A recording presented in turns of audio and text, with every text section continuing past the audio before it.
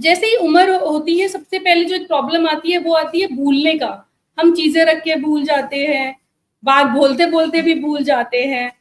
तो when should forgetfulness be considered a warning sign for dementia?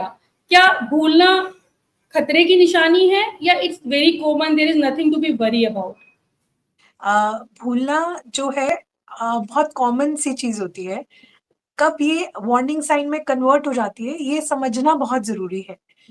तो अगर हम रोज चाबी रख के भूल जा रहे हैं, कहीं पे हमने अपना पर्स रख दिया और हम भूल गए उसको लेना, ये सबके साथ होता है और ये काफी कॉमन है। लेकिन अगर हम इतना ज्यादा भूल रहे हैं कि अब हमने अपनी जीवन शैली में बदलाव लाने शुरू कर दिए हैं उस भूलने की वजह से, तो वो एक वार्निंग साइन में कन्वर्ट हो जाता है। फॉर एग्जाम्पल, बदलाव जैसे अब कि? आप हाँ, फॉर एग्जाम्पल जैसे आप पर्स रख के भूल जाते हैं कहीं पे, लेकिन अब आपने क्या किया है, आप पर्स लेके ही नहीं जाते हो क्योंकि कहीं मैं भूल नहीं जाऊं। तो ये दिक्कत इतनी बढ़ गई कि अब आपने अपनी जीवन शैली में एक बदलाव ले आए। आप चाबी रोज भूल जाते हैं, ताला लगाना भूल जाते हैं घर से निकलते टाइम, तो अब आपने एक स्लिप लगा के रखनी शुरू कर दी कि ताला लगाना है।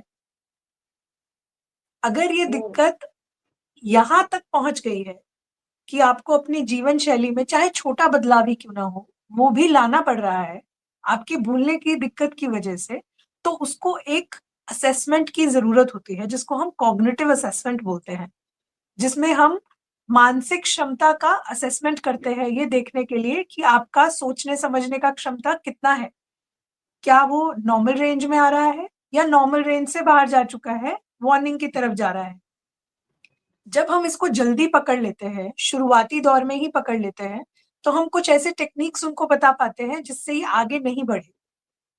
या फिर कई बार ये सिर्फ प्रिवेंटेबल होता है, कुछ इसके प्रिवेंटेबल कारण होते हैं, विटामिन बी 12 डेफिशिएंसी के कारण हो जाता है, फोलेट डेफिशिएंसी के कारण हो जाता है, थायराइड डिसऑर्डर्स में हो जाता है।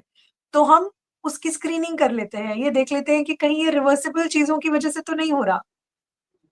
कई बार ये ये सिर्फ स्क्रीनिंग अवसाद कहाँ ही पर मेन होती है? कारण। हम्म। ये स्क्रीनिंग कहाँ पर होती है?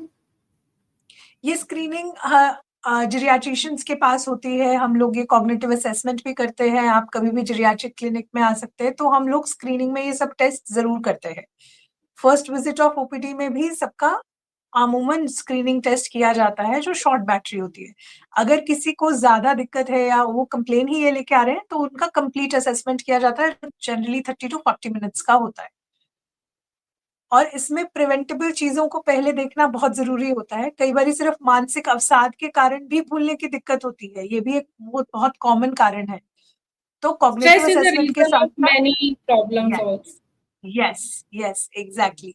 सो हम कॉग्निटिव असेसमेंट के साथ साथ मूड असेसमेंट भी करते हैं, ये देखने के लिए कि ये दिक्कत का रूट कॉज क्या है, ताकि हम उससे निदान पा सकें।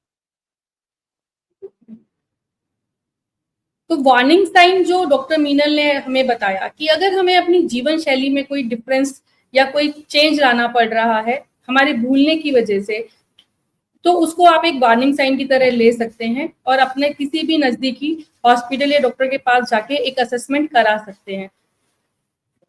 इस अगले क्वेश्चन पे जाने से पहले doctor Meenal, I would request you to tell the members कि डिमेंशिया होता क्या है, इसमें क्या प्रॉब्लम होती है, so that they take it as a warning sign and the severity उसका थोड़ा समझ में आए। राइट। तो अगर ये भूलने की बीमारी बहुत समय से चल रही है और धीरे धीरे बढ़ती जा रही है over a period of months, years, और उसके साथ साथ कुछ बिहेवियरल चेंजेस भी आने लग गए हैं, आपके बर्ताव में बदलाव आने लग गए हैं, आप ज्यादा इरिटेबल हो गए हैं, या फिर आप बहुत चुप शांत रहने लग गए हैं, या फिर आपके आसपास के जो लोग हैं वो नोटिस कर रहे हैं कि अब तो आप ज्यादा इंटरेक्ट नहीं करते, बात नहीं करते, और धीरे धीरे ये भूलने की दिक्कत इतनी ज्यादा बढ़ जाती है कि हम अपने नॉर्मल एग्जीक्यूटिव फंक्शंस नहीं कर पाते।